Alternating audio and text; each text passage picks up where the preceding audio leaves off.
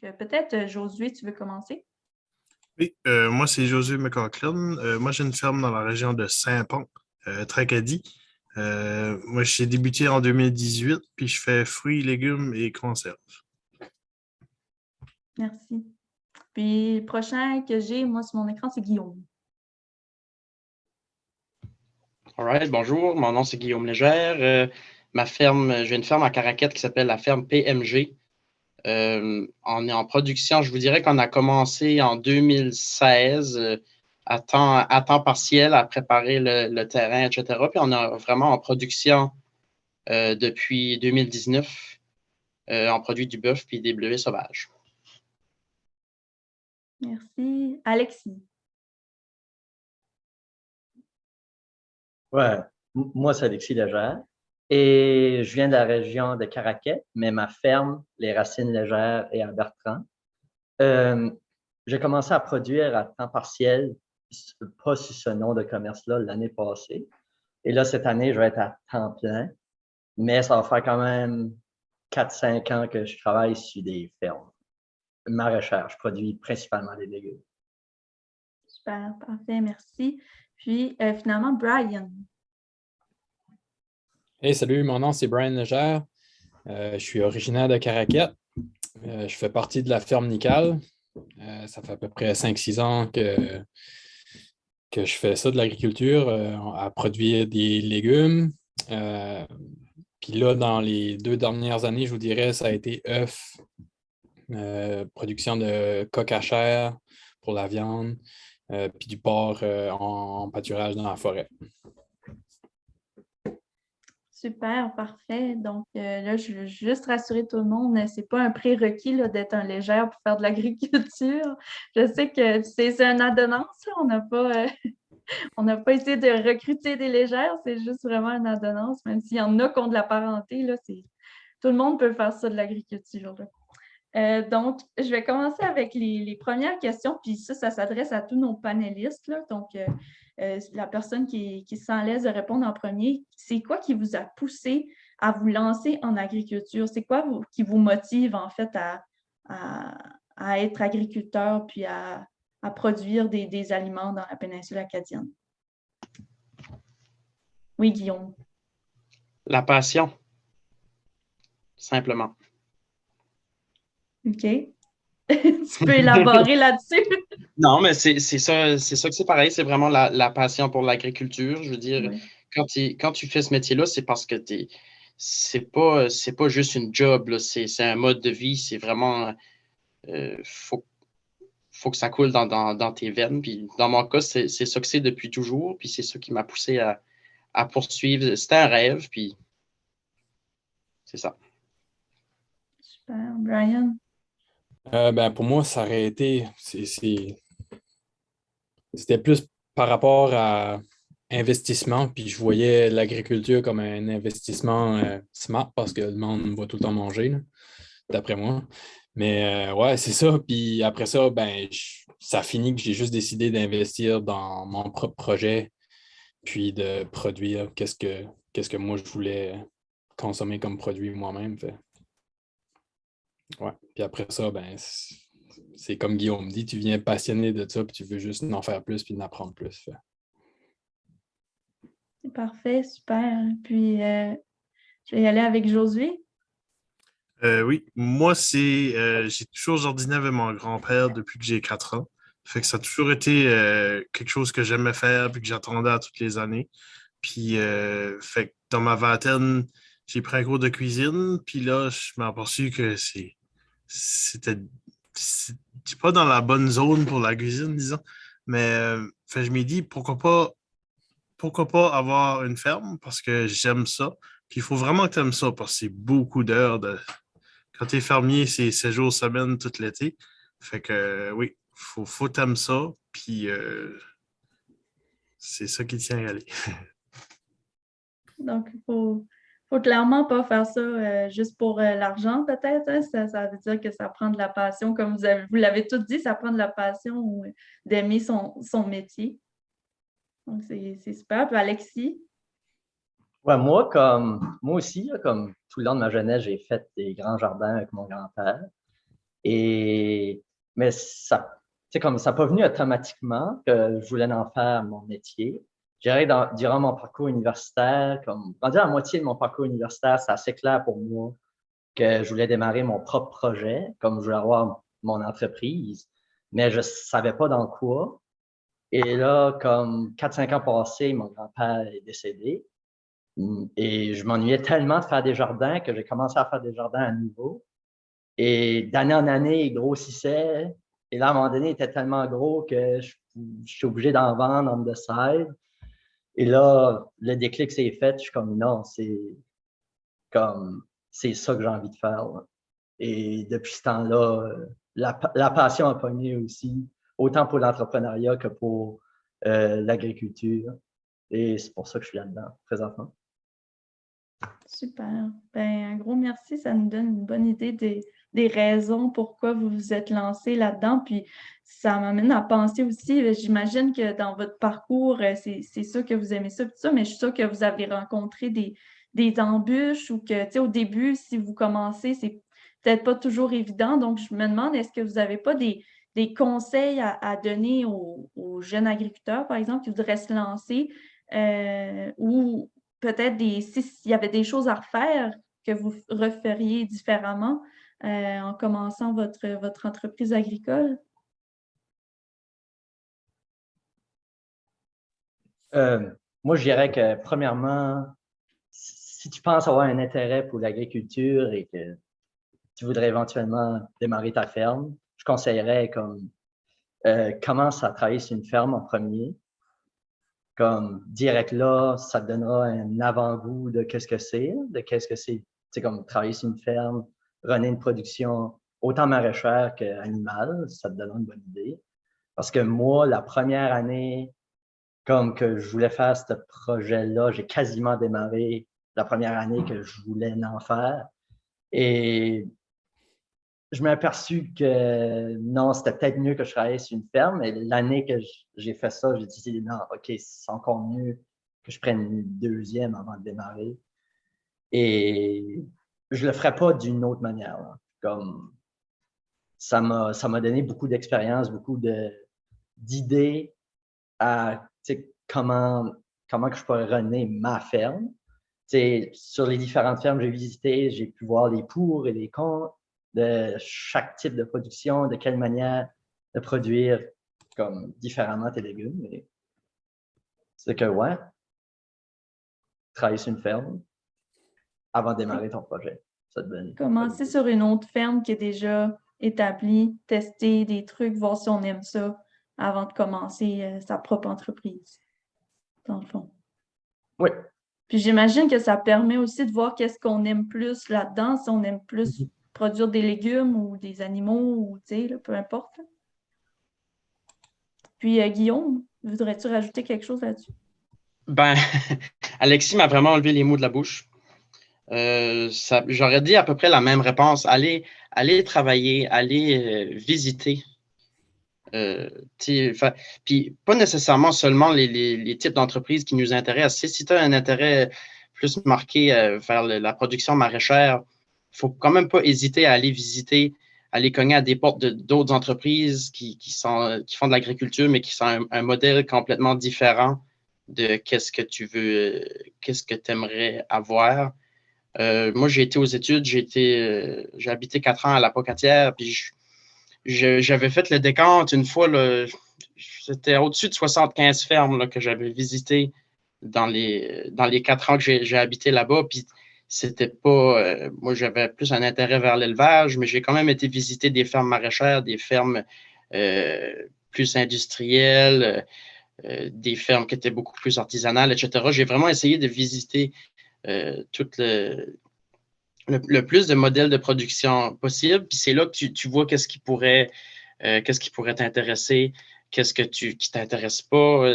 Les témoignages des agriculteurs, c'est vraiment, c'est ça. Visiter, aller travailler. Faut pas hésiter à cogner aux portes. Puis souvent, les agriculteurs, ils sont vraiment, la plupart sont vraiment ouverts. Puis ils aiment ça de faire visiter la ferme puis de parler de qu'est-ce qu'ils font là. Puis Alexis a écrit dans le chat, c'est actually un conseil que Guillaume m'a donné quelques années passées. Puis c'est vrai, je m'en rappelle quand on a eu cette discussion-là, puis j'ai dit, va voir, puis c'est vrai. Tu sais, tu peux avoir un intérêt, puis au final, aller travailler sur la ferme ou whatever, tu t'aperçois, OK, ouais, j'aime ça, mais c'est peut-être pas ça que je voudrais faire comme carrière non plus, là. Mhm.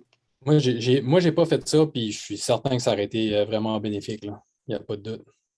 Je suis sûr que ça m'aurait aidé. OK. Toi, Brian, tu as commencé sans tester des choses avant ailleurs, là. Non, pas vraiment. Ben, je checkais de l'information dans les livres, puis j'ai essayé une première année dans des pannes à crabes.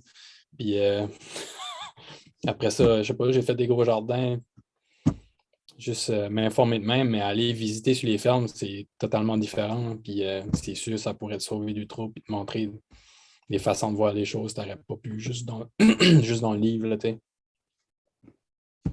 Parfait. Puis toi, Josué, t'aurais-tu un autre conseil à donner peut-être? Moi, c'est pareil comme Brian. Moi, j'ai juste décollé, puis c'est sûr que je vais conseiller la même chose. C'est essayer d'avoir le plus d'informations possible, puis aller visiter les fermes. Puis si vous pouvez être sur les fermes un an au moins, puis de là, vous pourrez. Ça peut vous sauver des années. Faut pas que tu vois ça comme une année perdue, faut que tu vois ça comme si tu l'aurais fait toi-même, ça se peut que tu aurais perdu une année, mais au moins là, tu as eu plus d'informations, plus de pratique.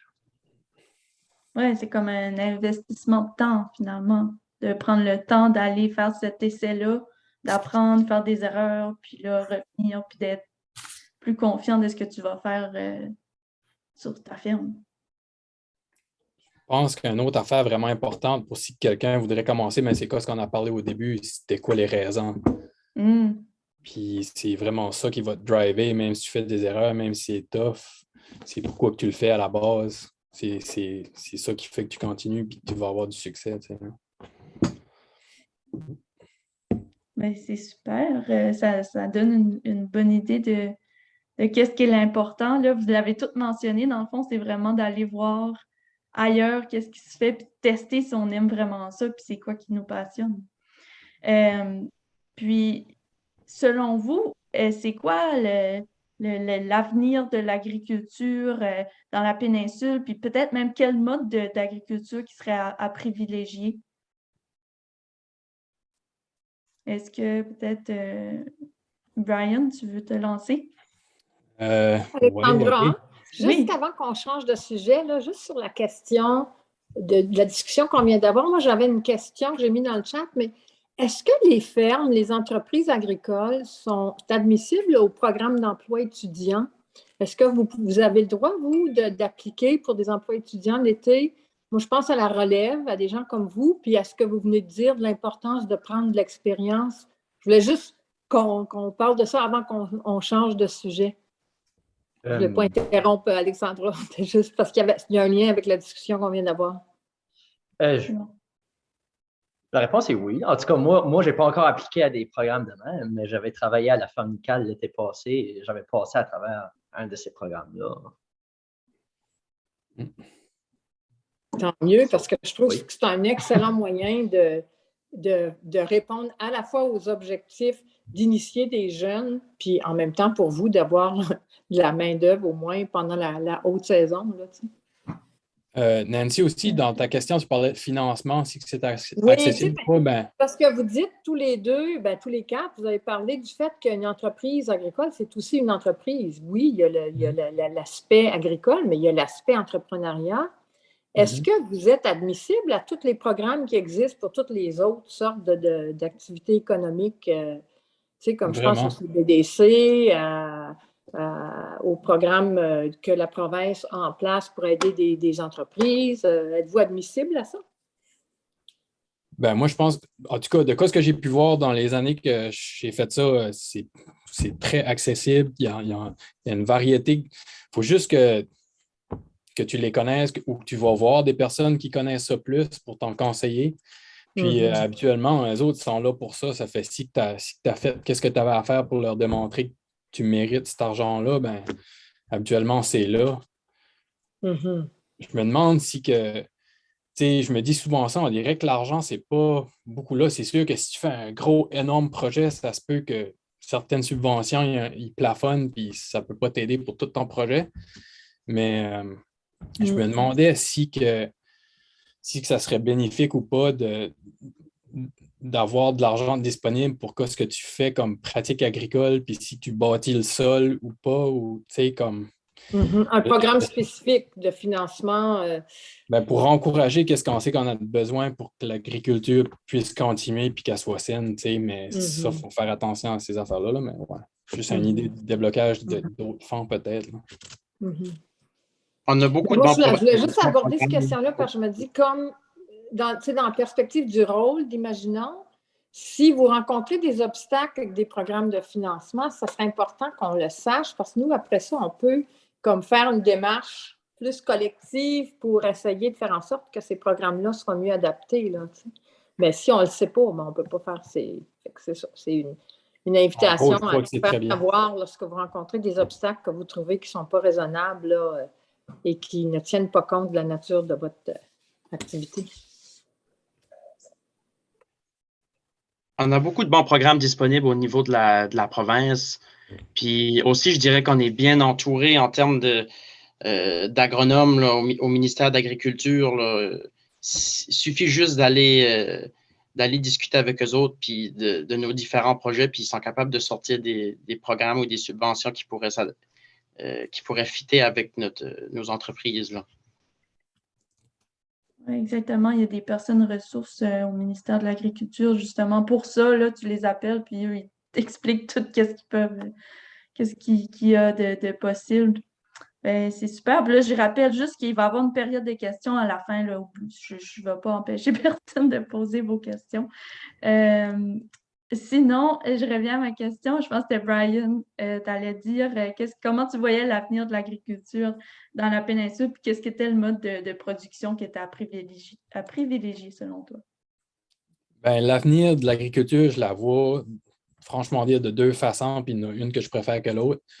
Puis c'est soit que petit à petit, on voit que ça fait du bon sens, que le monde aime mieux ça, puis que surtout que les fermiers peuvent rendre ça viable puis continuer l'entreprise. Là. Ou que l'autre façon, c'est qu'on n'a vraiment plus le choix, puis il faut qu'on se démerde, puis let's go, parce que peut-être que, je ne sais pas. Anyway, c'est ça. Si on est obligé de passer par c'est extrêmement nécessaire, ça se peut que ça soit plus drastique comme avenir. Mais, puis c'était quoi le restant de la question? Excuse-moi. Ben, quel mode de production tu penses qui est plus à privilégier peut-être, puis comment tu vois ça? Là?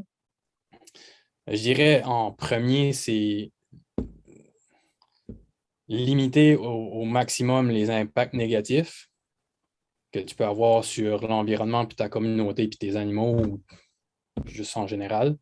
Puis après ça, ben, un coup que tu as limité au maximum les impacts négatifs, essayer d'en ajouter des positifs le plus possible dans tes pratiques, puis les façons que tu pratiques ton agriculture, ça. Parfait, merci Brian. Puis est-ce que Josué, tu as quelque chose à ajouter là-dessus?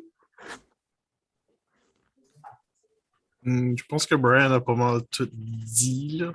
C'est sûr, moi, j'ai pas des grosses productions non plus. Je sais qu'il y a beaucoup de personnes qui ont des gros jardins. Puis, fait, moi, ça plus à petite échelle. Fait peut-être qu'il y a d'autres mondes qui auraient plus d'informations que moi. Mais pour toi, y a-t-il un mode de production à privilégier ou toute agriculture est bonne?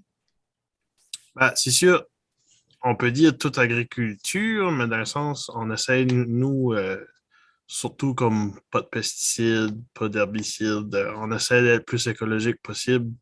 Comme Brian dit, on essaie de préserver nos terres et non les détruire parce qu'on veut à long terme. Fait qu'on essaie juste d'être plus écologique possible. Plus responsable, réduire l'impact sur l'environnement, dans le fond, vous voyez l'importance de ça. Puis Alexis, tu voulais rajouter quelque chose? Oui, je dirais que ça dépend de la situation de chacun qui se lance en agriculture, mais d'un point de vue comme d'une personne qui n'a pas nécessairement eu des terres agricoles comme données, comme parce que par ici, il y a quand même beaucoup de gens qui sont quand même chanceux. Contrairement en ville, on a accès à plus de terrain. Mais je dirais avec le coût des terres qui augmente, le coût de anything augmente, aurait peut-être tendance à vouloir aller, en tout cas dans le maraîchage, peut-être pas côté animalier, d'aller plus vers la petite échelle, puisque le coût d'entrée est beaucoup plus bas.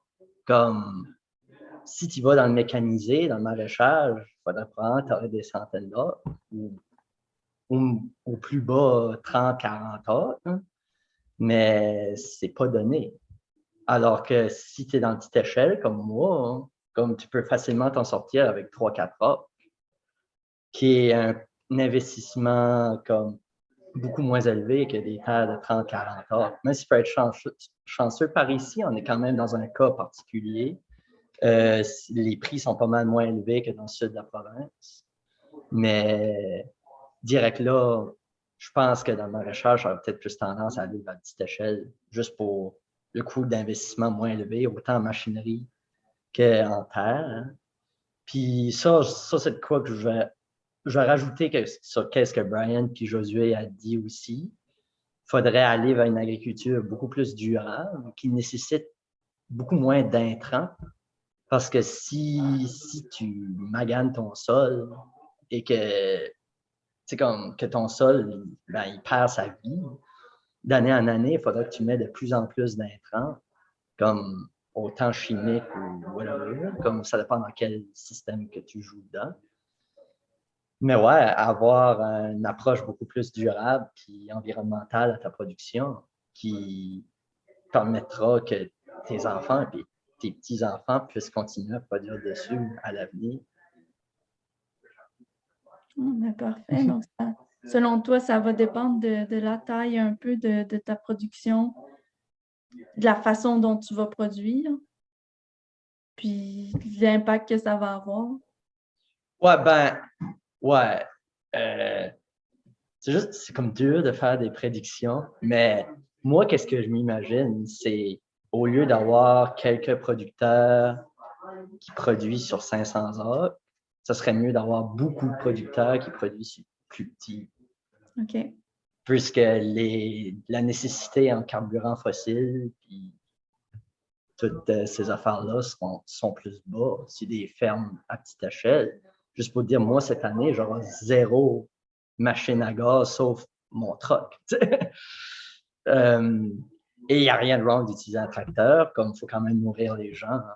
C'est juste que dans une perspective d'un climat qui change et c'est comme de l'accès à l'essence beaucoup plus difficile. Même là, tout de suite, on voit que l'essence était quasiment à 2 $ le litre 2 semaines passées. Et ça prouve d'être là que, tu sais, il faudrait peut-être s'éloigner de ça. Peut-être. Je suis pas scientifique. Ben oui, c'est vos opinions. Hein? Tout le monde a une opinion différente de ça. C'est parfait. Merci. Puis Guillaume, voulais-tu finalement rajouter quelque chose aussi là-dessus? Qu'est-ce qui est toi ta vision de l'avenir de l'agriculture? Comment on devrait s'y prendre dans la péninsule? Ben, j'ai pas grand-chose à rajouter sur ce que les autres ont dit. Je suis vraiment d'accord. L'avenir de l'agriculture, ouais, s'il y a une chose qui est certaine, c'est que le monde, il n'y a personne qui va arrêter de manger. Il y aura toujours de la place pour de l'agriculture. C'est vrai. Le mode de production, ouais, le producteur a une grosse part de responsabilité. On parlait d'agriculture durable, c'est vrai. Le consommateur aussi a une responsabilité là-dedans parce que le consommateur doit rechercher des produits qui sont issus d'une agriculture durable également. Faut pas démoniser ou faut pas bâcher sur les grosses fermes non plus. Je crois qu'il faut juste s'accorder puis se respecter dans le milieu. Les grosses fermes qui font un peu plus de l'agriculture, si je peux dire, intensive ou industrielle, ils ont quand même leur place parce qu'on est beaucoup de gens, puis ça prend des grosses fermes quand même pour nourrir les grosses villes, etc. Donc, le mode de production, c'est sûr qu'aller vers une agriculture plus durable, c'est ça que tous les producteurs devraient viser. Puis je crois qu'en général, c'est ce que tout le monde vise parce que Alexis parlait des intrants, des carburants, etc. C'est vrai, ça coûte cher. C'est ce qui coûte le plus cher au sein d'une grosse entreprise agricole. Donc, si on peut aller vers des meilleures pratiques puis limiter les achats d'intrants, c'est mieux pour l'entreprise, c'est mieux pour la planète. Tout à fait, c'est vrai. Puis on parlait aussi de l'enjeu de la relève, je pense, là, tout au long de la semaine. Donc, même si on veut plusieurs petits agriculteurs tout de suite, c'est difficile d'en avoir que quelques-uns. Donc, il y a un gros travail de relève et de recrutement à aller faire. Ben, pour moi, c'était mes questions à moi. Puis là, je veux inviter le public, en fait, après ce que vous avez entendu, là, si vous avez d'autres questions, puis que vous voulez en apprendre un peu plus là, sur nos panélistes, la période de questions est ouverte, donc n'hésitez pas à soit lever la main dans le Zoom là, ou juste débloquer vos micros, puis on va répondre à vos questions, ou même dans le chat, utilisez le chat Zoom. Oui, je vois Pierre-Olivier.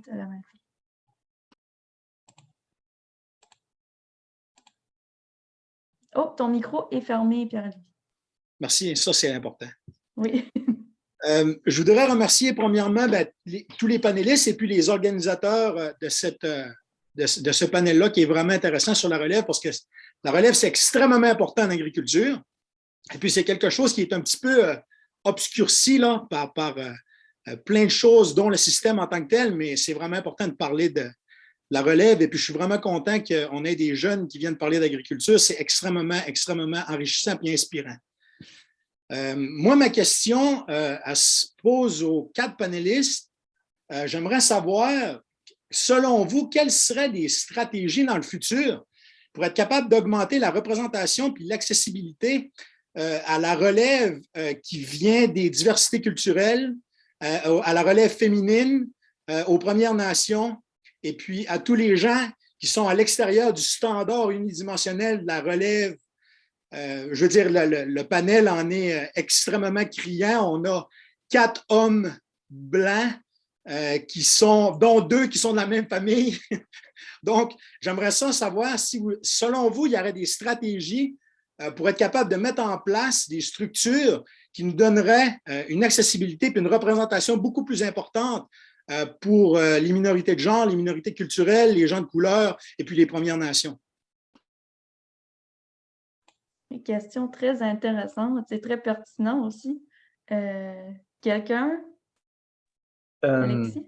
Moi, de mon côté, je dirais que là, comme si on peut régler le problème d'accès aux terres, ce serait déjà un bon point de départ, comme surtout pour les minorités visibles, parce que, comme exemple, beaucoup de gens à la péninsule sont choyés que, justement, nos parents ou un mononcle ou whatever avaient une terre et on peut produire dessus et whatever. Là. Alors que si tu es un nouveau arrivant hein, qui apprend comme zéro, qui n'a pas autant de contact dans sa communauté et qui n'a pas nécessairement de famille dans la région qui a accès à des terres, ben direct là, tire dans le pied. Hein. Comme, et ça, c'est une problématique que la plupart des gens qui ne viennent pas d'ici pas. C'est de juste savoir des programmes qui permettraient d'avoir accès à ces terres-là, de louer des terres, etc. Ce serait déjà un point de départ pour tout le monde, je dirais. Et qui pourrait faciliter la tâche aussi. C'est comme aux minorités visibles d'y accéder. Ça, je pense. Moi, je crois qu'on a besoin d'un programme de relève agricole ou un programme de jumelage d'entreprises agricoles avec de la relève non apparentée. Au Québec, ça existe, puis ça fonctionne. Beaucoup d'agriculteurs plus âgés qui n'ont pas d'enfants ou que leurs enfants ne veulent pas avoir la ferme, puis en bon français, ils étirent l'élastique jusqu'au bout parce qu'ils ne veulent pas lâcher, ils ne veulent pas abandonner ce qu'ils ont travaillé dessus toute leur vie. Au Québec, ils ont des programmes vraiment de jumelage, ça fonctionne. Il y a beaucoup de jeunes qui sortent des écoles d'agriculture, qui ne viennent pas d'un milieu agricole, ils ont l'éducation, ils ont tout ce que ça prend. Il leur manque juste l'entreprise pour continuer.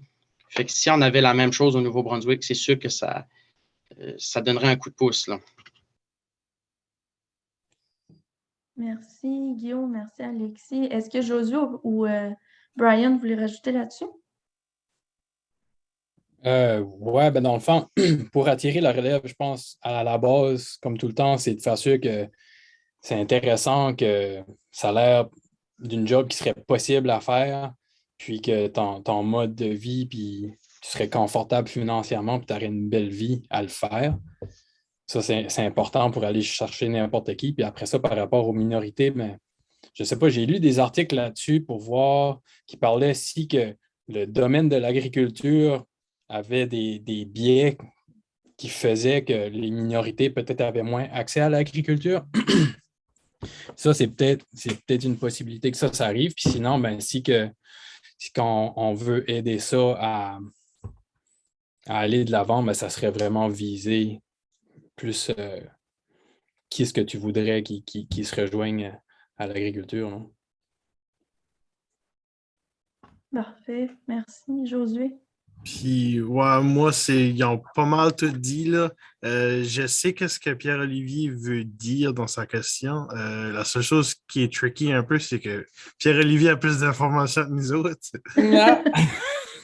Il y a C'est déjà peut-être la lui réponse. C'est ça.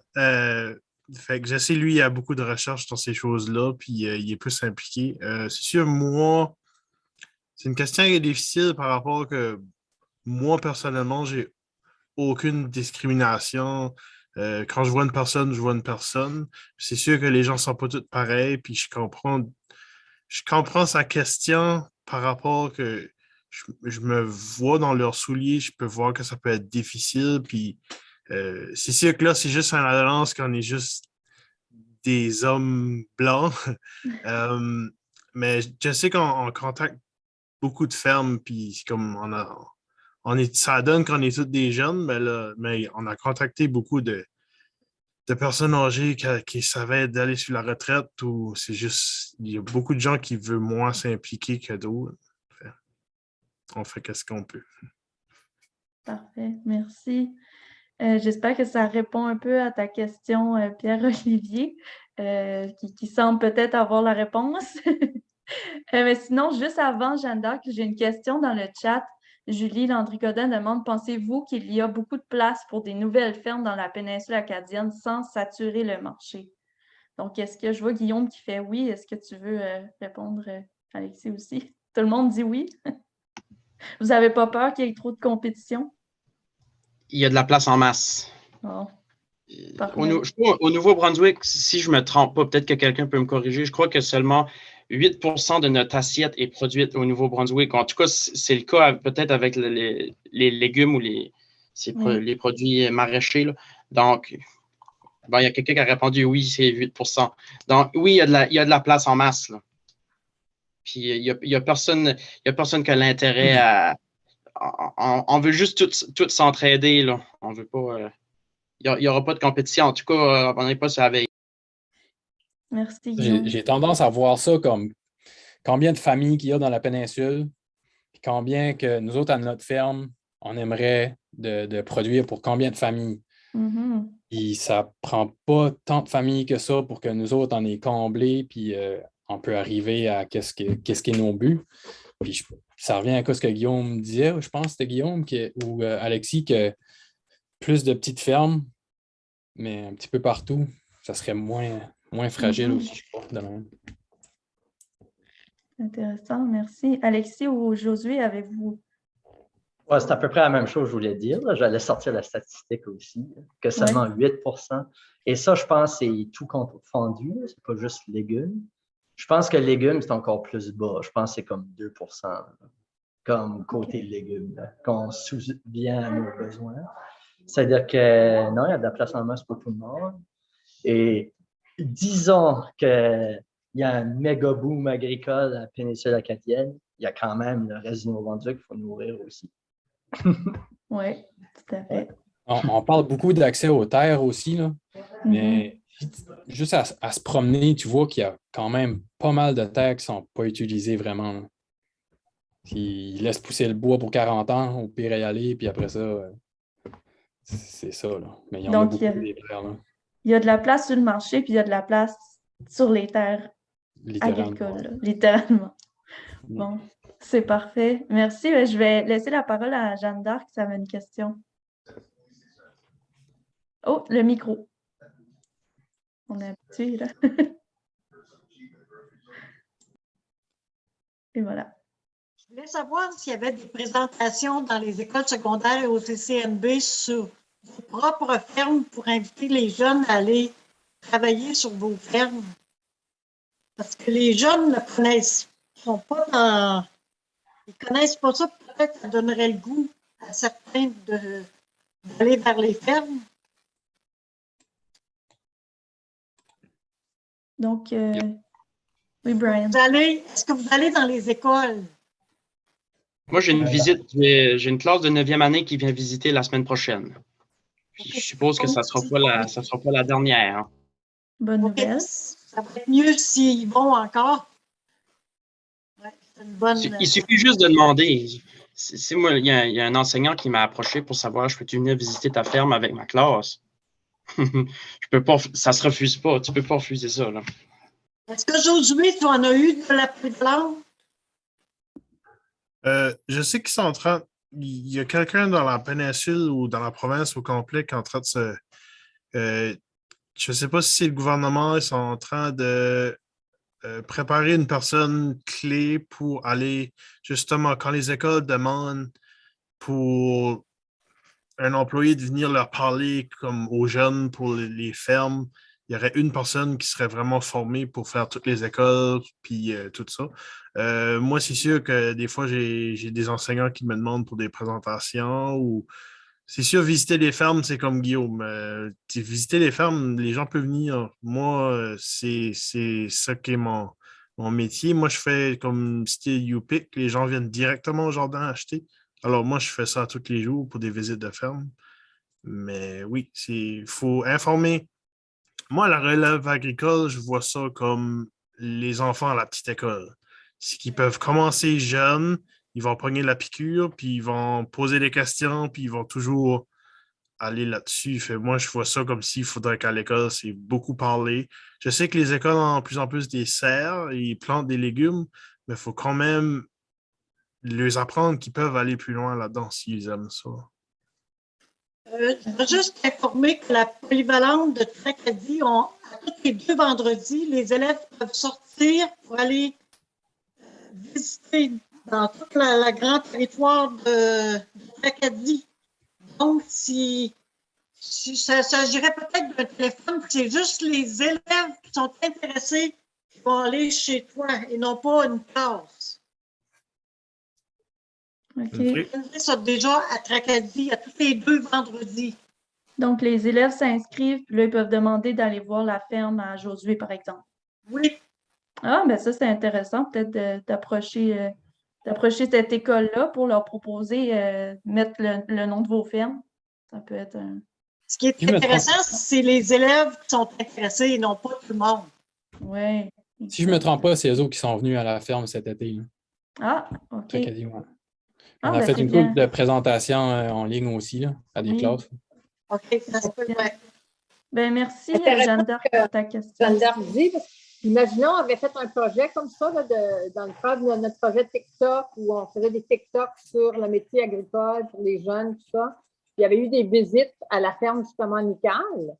Mais je pense que ce que tu dis, Jeanne d'Arc, la clé du succès, c'est d'y aller avec des jeunes qui sont vraiment intéressés. Parce que quand tu amènes une classe, parce que le professeur a décidé qu'elle voulait initier ses élèves, bon, c'est sûr que dans la gang, tu peux peut-être en accrocher 3-4, qui autrement, il n'y aurait pas pensé. Donc, ça, c'est intéressant aussi, mais c'est sûr que d'y aller avec des élèves qui sont motivés en amont, c'est beaucoup plus porteur. Oui, peut-être si on fait un autre projet comme ça, imaginons, on pourrait intégrer ce volet-là. Là. Oui, tout à fait. C'est une très bonne idée, ça. Laisser les jeunes venir un peu plus à nous plutôt que d'essayer d'aller les recruter. Merci, Nancy. Avais-tu une autre question? Ta main élevée, Nancy? C'était pour ce commentaire-là. Ah, c'est bon. Diane, oui, je vois que la main est levée. Oui, moi, j'ai comme 2 questions. Avez-vous déjà envisagé, ou peut-être vous êtes déjà dans le processus de partenariat avec le programme Pensée Frais? Ce sont des paquets ou des boîtes de légumes et fruits qui sont fournis à tous les mois. Les gens payent, je sais que dans la région ici, à la Mecque, c'est 10 $ du sac. Là. Puis ma deuxième question, est-ce que vous avez commencé ou vous êtes trop petit pour faire, genre, livrer des légumes, préparer des légumes directement à votre ferme pour que les gens aillent les chercher là toutes les semaines ou quelque chose comme ça, ou 2 semaines? Je ne suis pas sûr de comprendre la deuxième question. Préparer, que la commande serait préparée, il pourrait juste la ramasser, c'est ça que tu dis? Oui, c'est ça. C'est que je pensais comme à la serre chez Gênes, ils font ça, eux autres là. Il y a des sacs ou des boîtes de légumes. Je sais pas, moi, je ne suis pas dans le programme, mais que les gens ont accès à ça à toutes les semaines ou les 2 semaines. Je ne sais pas au juste, là. C'est à ça que je pensais, là. Je sais que ça se fait beaucoup au Québec aussi, là. Oui, ça c'est de quoi que je vais tester cette année, de mon côté. J'aurai une quantité de boîtes assez limitée. C'est la première fois que je fais comme des paniers de légumes.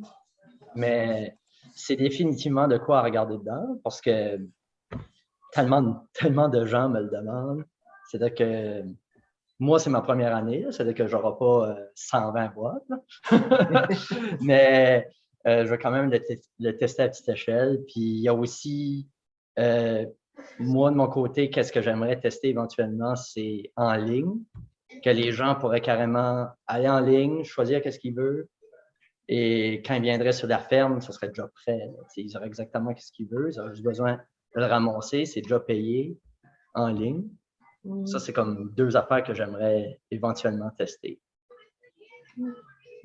Est-ce qu'il y a quelqu'un d'autre qui fait ça ou qui aimerait faire ça? Moi, je ne produis pas de légumes, on produit du bœuf.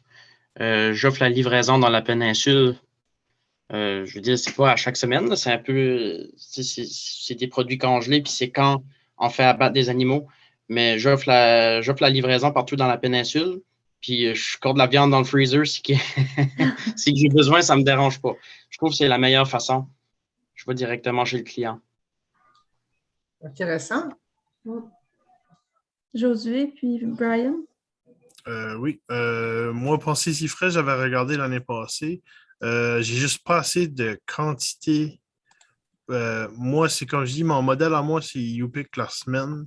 La semaine, je suis toujours à la ferme pour travailler.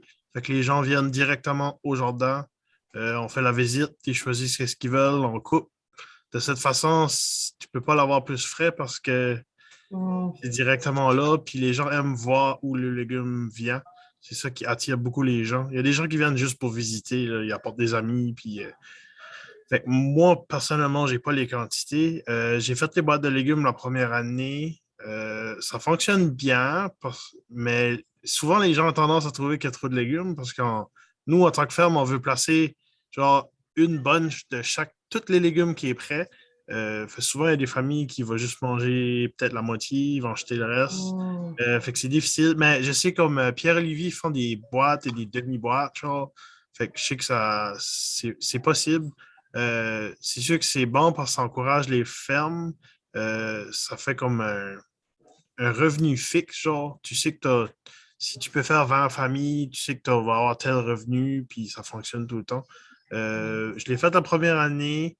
Après ça, j'ai vu que je fais du YouPick, c'est un petit peu plus facile pour moi, juste les gens venir chercher du frais, puis au lieu de dire j'ai des zucchini toutes les semaines, je ne sais pas quoi faire avec. Mais c'est sûr que si les fermes ont le modèle pour ça, ça fonctionne très bien, là, les boîtes de légumes à toutes les semaines. Oui, c'est parfait, ça, l'autocueillette, parce que ça évite le gaspillage alimentaire en même temps. Hein? Oui, de cette façon, moi, j'ai aucune perte de légumes. Puis si, à toutes les semaines que j'ai pas vendu, je fais mes conserves avec. Fait que j'ai vraiment aucune perte. Mais ça, c'est juste parce que ça fonctionne pour moi, mais peut-être pas pour les autres fermes. C'est un moyen intéressant, en tout cas. Et Brian? À la Fernicale, on a fait ça les premières années. Je crois que les derniers 2 ans, on n'en a pas fait. J'ai vraiment aimé ça. J'aimerais qu'on en refasse. Mais de mon expérience, c'est le fun parce que la plupart du temps, les gens s'abonnent. Ça fait que ça amène un revenu à la ferme direct au printemps. Ça garantit tes ventes. Puis, tu te bâtis comme une relation avec ce monde-là, un lien plus serrés, si tu veux, parce que tu les vois tous les semaines, tu apprends ce qu'ils aiment moins, puis il y a une meilleure communication. Mais c'est un management, il faut que tu gères. C'est sûr, tes jardins, toutes tes affaires, tu vas avoir de la diversité pour faire sûr que le panier est intéressant, qu'à chaque semaine, ce n'est pas tout le temps juste les mêmes 2-3 légumes. Tu sais, là. Puis, c'est manager les gens aussi, faire sûr qu'ils viennent chercher. C'est comme qu'il y a quelqu'un qui a dit il y en a qui trouvent qu'il y en a trop dans la boîte. C'est vrai.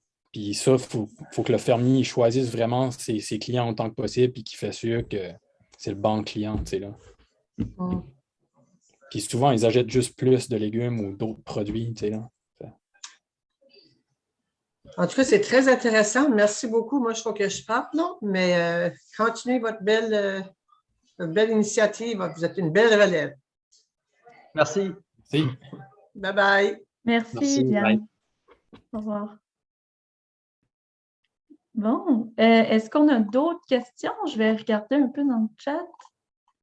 Je vois personne a levé la main. Gênez-vous pas, il nous reste encore un gros 5-8 minutes. Ah, je vois que Nancy nous dit « Pendant que j'écoute, je suis en train de préparer une échine de porc de la ferme Nicale. » Bon, c'est super. J'ai une question. Ben oui, vas-y. Oui, puis il est très bon, hein, le porc de... Oui, j'ai entendu dire ça. Puis le bœuf de chez Guillaume aussi.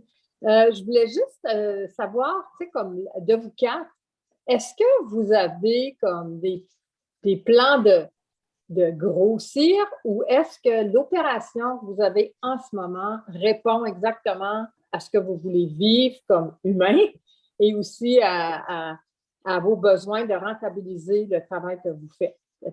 Donc, bonne question, Nancy. Moi, je commence juste. So, comme c'est sûr qu'il y a place à agrandissement. Comme cette année, je pourrais produire sur un IAC, mais éventuellement, j'aimerais ça être sur un ARC et demi. Et je veux aussi ajouter beaucoup d'extensions de saison.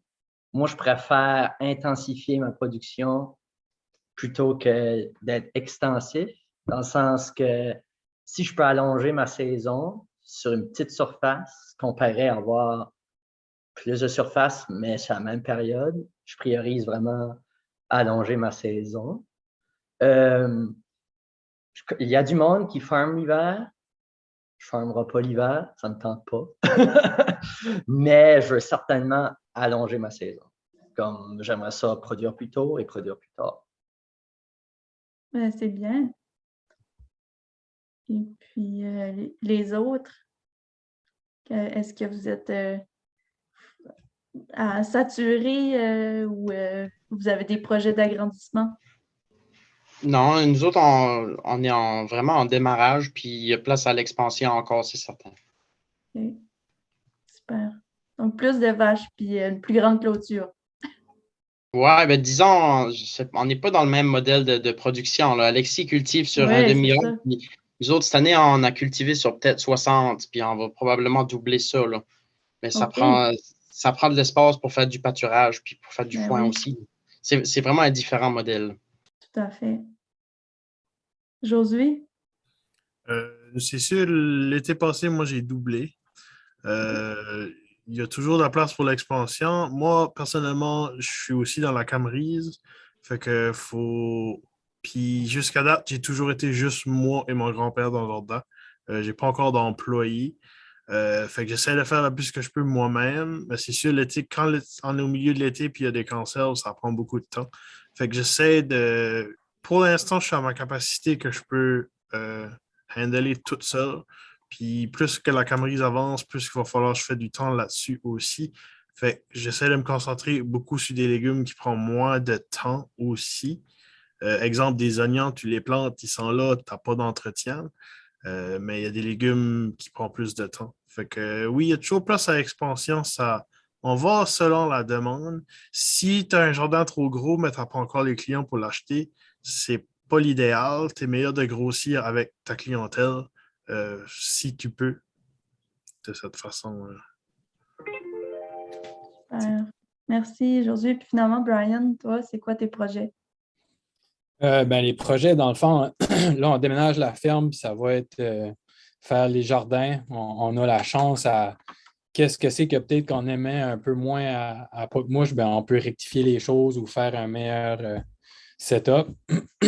Puis, un coup que ça c'est seté, point de vue grossir, je vois ça peut-être pas nécessairement grossir les jardins, mais peut-être grossir les arbres nourriciers ou après ça, ajouter. On a essayé de l'apiculture aussi, ça serait peut-être comme d'autres genres d'entreprises qui seraient dans la ferme. Puis comme qu'on a vu dans la présentation de PO et Rebecca, il faut faire attention de ne pas trop s'en placer. Là. Mais je vois grossir comme ça ou prendre l'expansion. Puis à part de tout ça, un petit peu comme Guillaume disait, des fois, si tu fais du pâturage animal, qui est quelque chose que dans l'avenir, on espère proche qu'on pourra faire nous autres aussi, ici, il y a des terres alentours. Nous autres même, on a quand même so much de terre, de la forêt. Ça serait juste de starter, manager ça, amener la production à son maximum là.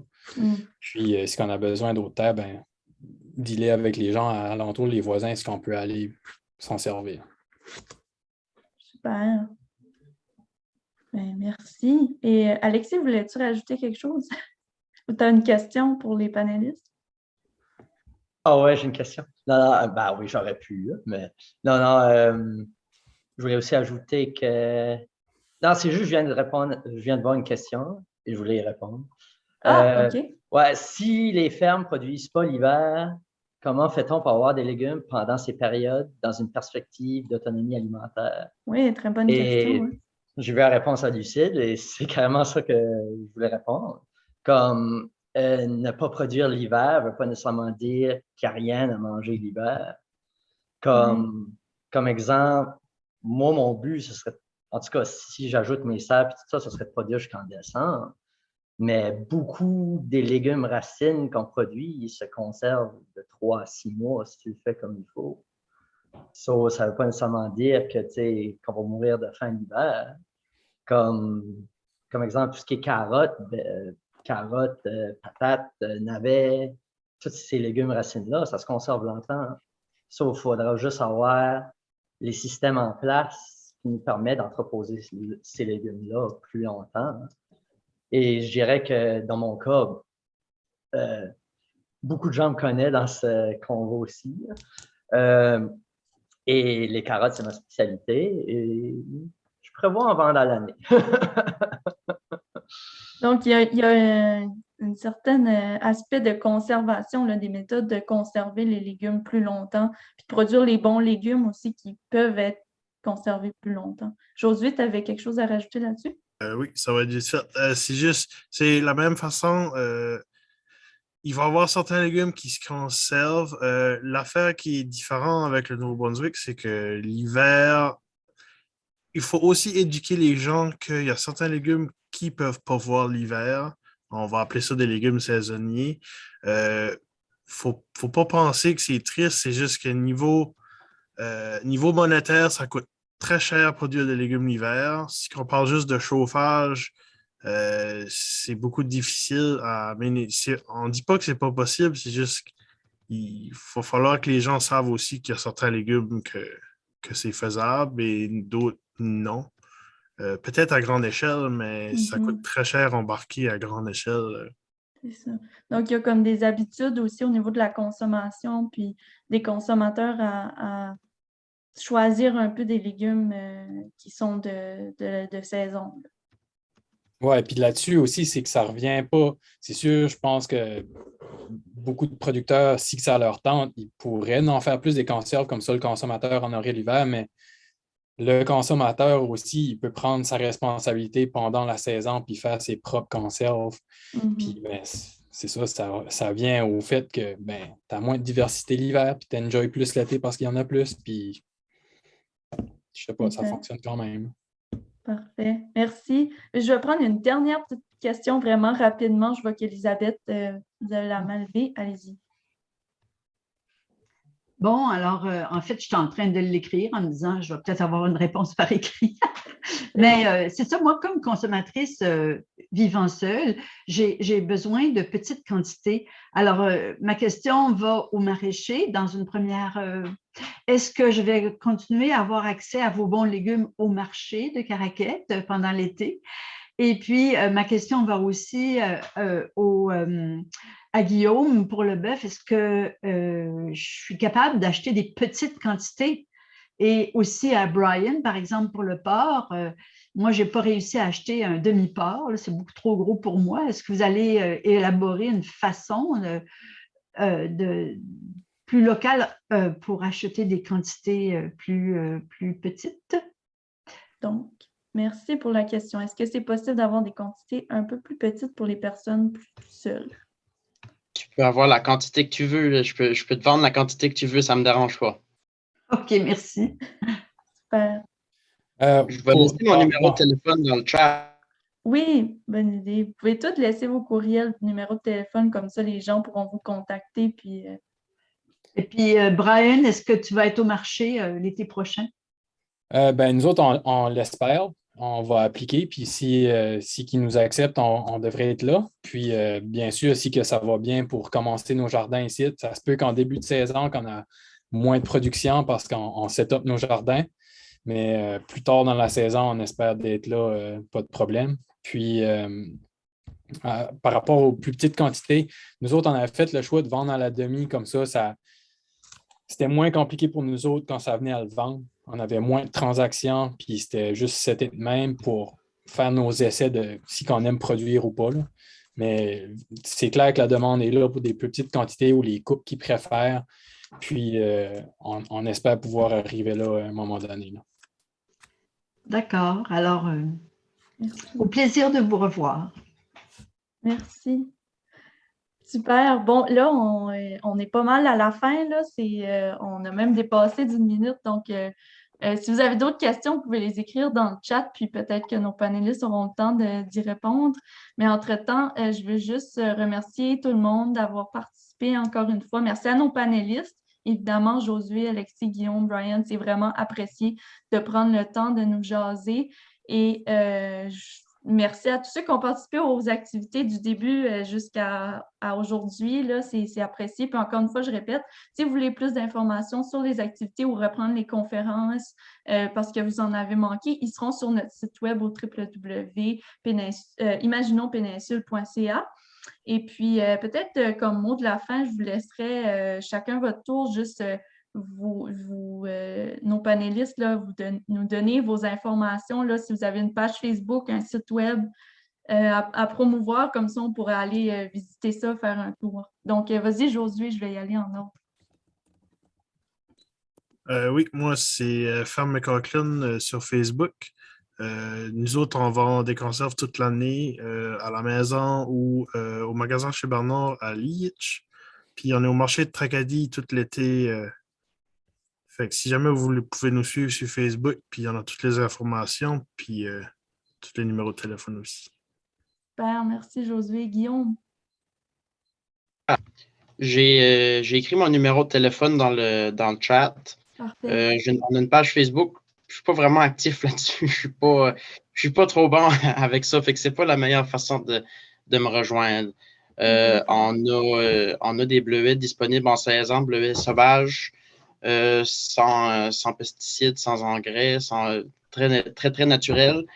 Seulement en saison, c'est-à-dire au mois d'août. Puis sinon, le bœuf, c'est pas mal à l'année, excepté les mois très chauds, là, juillet, août. Là, ça peut arriver là des fois, mais normalement, c'est plutôt automne-hiver. Puis à ce temps-ci, on a encore du bœuf congelé de disponible. Il suffit juste à demander. Comme je disais, on offre la livraison. Parfait. Merci, Guillaume. Brian? Merci à vous autres. Oui, pour nous rejoindre, fermenical.gmail.com. C'est dans le chat aussi. Puis, by the way, on parlait de ça, les plus petites quantités. Nous autres, on avait un demi-cochon de spare, si on veut. Puis lui, on le vend en plus petite quantité. Il en reste encore un peu. Si jamais il y a quelqu'un dans le groupe qui est intéressé, vous pouvez nous envoyer un email à l'adresse que j'ai placée. Puis on va rentrer en contact. Excusez.